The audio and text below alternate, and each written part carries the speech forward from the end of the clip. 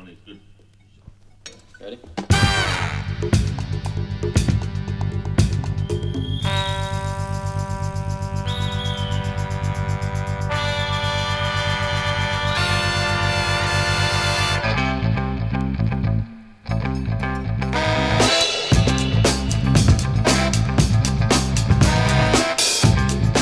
Myles and Daredevil Tattoo on the Lower East Side.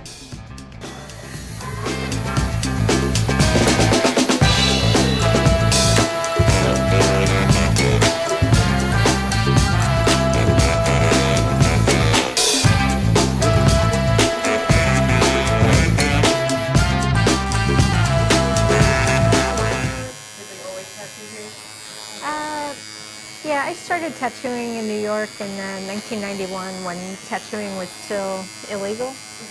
And so I worked for like 6 years underground until we opened the shop in '97 when tattooing was legalized.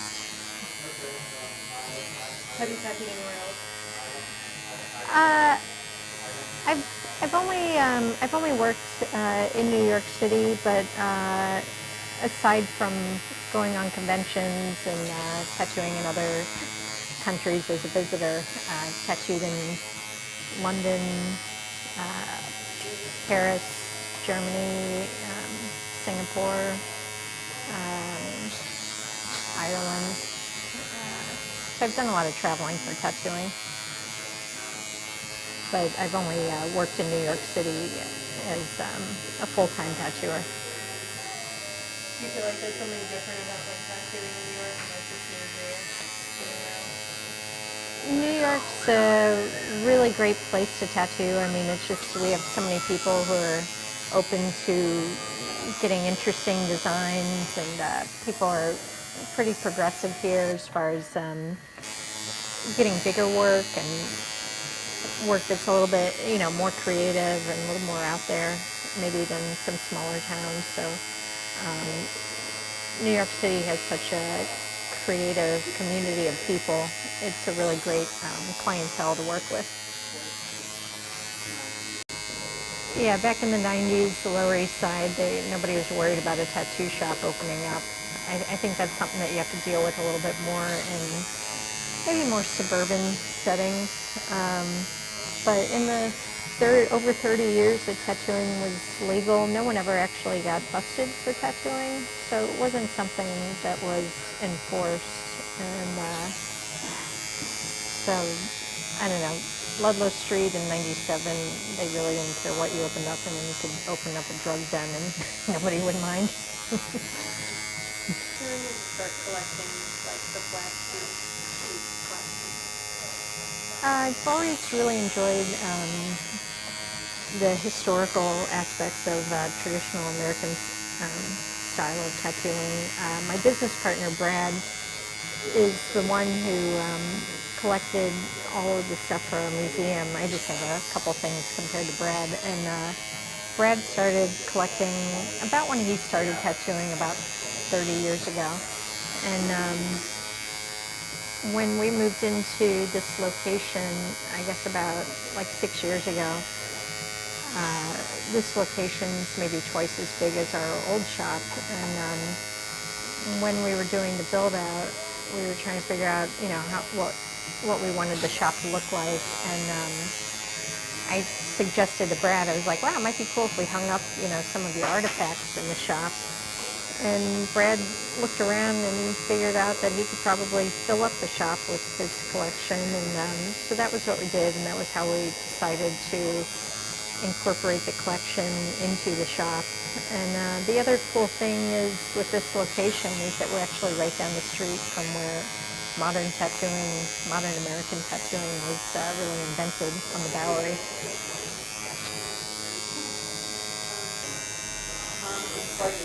So were you an artist before you started tattooing? Yeah, I've always been into drawing, into art and stuff. I came to New York to go to art school, and I started tattooing while I was in art school, which did not really go over big at the time. It was not really something that people recognize as being relevant or respectable. But yeah, lots changed, in the time I've been tattooing. When you started, what were your influences, and then who kind of taught you, or were you a little more self-taught? I didn't have a proper apprenticeship because when I started tattooing was illegal in New York, and so I wasn't able to really get a job at a proper shop to learn. I would say if anything taught me, it was at some point I got a job at a legal street shop out in Jersey, and I would take the bus out there, and it was a really busy shop because tattooing had been banned in the town, and this shop was grandfathered in. And a lot of people from the city would go to Jersey since it was legal out there, and it was a little more easier for people to find. And I would say I learned more working at like that street shop in 2 weeks than I learned on my own, humbling along in New York on my own.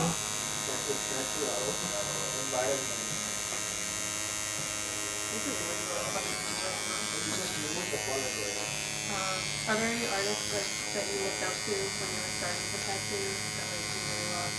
Okay. I would say one of my biggest influences in tattooing is probably my business partner, Brad. I think, he's a phenomenal tattooer. So I've always really been inspired by his work. And when I started tattooing, I always liked to get tattooed from the old guys because they always had all the good stories. And so, guys like Mikey Perfetto or Mike Malone in Hawaii, it was really amazing to have a chance to go and sit down with those artists and get tattooed from them, and to hear their outlook and some of their experiences in tattooing. When we first opened, we just had one artist working at the shop. The first location was much smaller. It was a tiny little shop with just like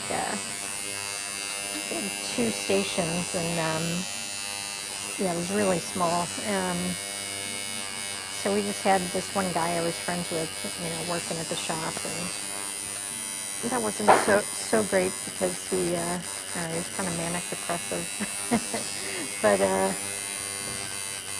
then at some point I hired another artist, and the shop just continued to grow, and we were able to expand into the back of the old space that we were in. And then at some point, I guess it was in 2004, we bought Fun City, and so then we had those 2 shops. But when we moved into this location, I sold Fun City, so I could just focus on this space. And also, we kind of needed to put all of our resources into this space.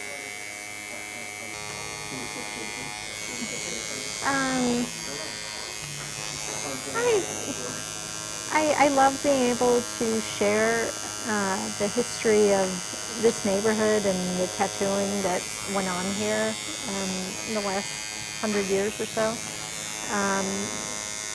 And I think there's definitely more interest in traditional American tattooing than when I started tattooing. When I first started, you pretty much couldn't give traditional tattoos away. So I love that people have come back around to appreciating this kind of work, and plus it's so fun to work from. So I'm definitely glad that there's some interest in it, and we feel really lucky to be able to share all this history, with people who visit the shop. We get tattooers come in from all over the world, and we have people who've never been in a tattoo shop before, come in to check out the museum. Learning to tattoo in New York was kind of a different experience from maybe what people would experience in other cities. sometimes people would ask me if it was hard to get into tattooing, you know, being a woman tattooer. But I think maybe being in New York, it was a little bit easier because I didn't have to go through a shop to learn how to tattoo. I think back then, you know, as a woman, it's like you might not be taken as seriously initially. But since it wasn't an option to get a job at a shop, which is the best way to learn, I kind of bypassed maybe any problems I would have run into, you know, being a woman tattooer. But at the same time, it took me a lot longer to, you know, become a decent tattooer since I was kind of fumbling along on my own for, you know, the first few years.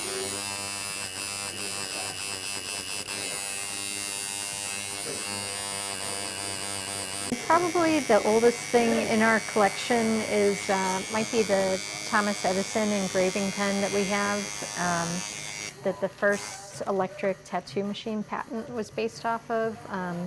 That was patented in 1876, and Samuel O'Reilly based his design for the first electric tattoo machine off of the Thomas Edison pen. And we also have some original artwork from Samuel O'Reilly, who patented the first electric tattoo machine. We have a couple really cool items about Millie Hall. She used to advertise as being New York's only lady tattooer. She worked on the Bowery and was taught by Charlie Wagner. And we have some artwork from Millie Hall. We have some photographs of her. And we even have an article from 1936. She made the cover of Family Circle magazine. And we also have this really special painting by a tattooer, Ace Harlan, and it's of Millie Hall getting tattooed by Charlie Wagner. And that was painted in 1939. So it's unusual to have a work on canvas from a tattoo artist. So we really like that piece a lot.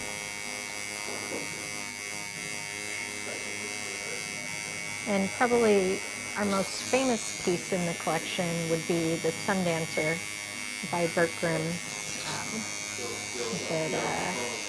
That one's so famous that a lot of people actually walk by it because they don't think it's the original. I always say working with the Sundancer is kind of like working with a celebrity. Have you ever tattooed any celebrities? Yeah, I tattooed Joan Jett. I did a tattoo on Whoopi Goldberg a while back, which was cool because a couple years ago it was she wore a strapless dress on the red carpet, and you could see her tattoo. Tattooed Boy George. And I don't know, that's probably the most well-known household names I've tattooed. Do you feel like people come from kind of far away to get tattooed at your shop? Yeah, we get people from all over the world coming in, especially with the collection that we have.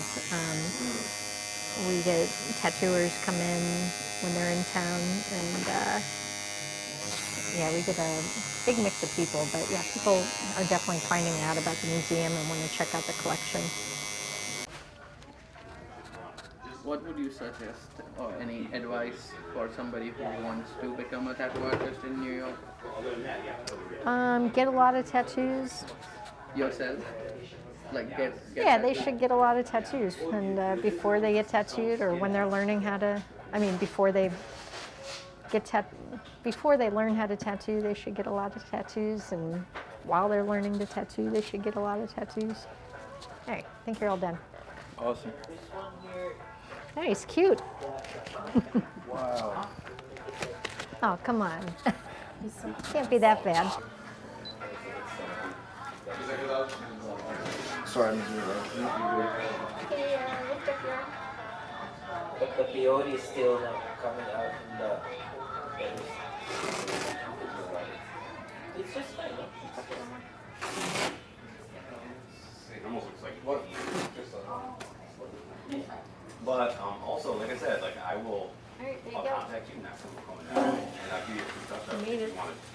Awesome.